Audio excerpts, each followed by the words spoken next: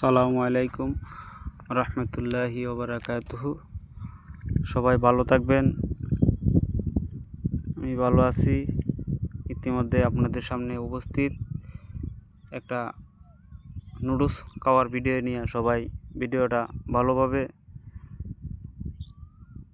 দেখবেন।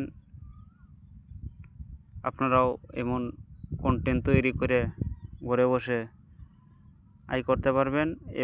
এভাবে অনেকেই আয় করতেছে। আপনারা সবাই এই সিস্টেমেই ভিডিওটি করে যাবেন। খাওয়া এবং রান্না সব কিছু নিয়েই ভিডিও বানাইবেন।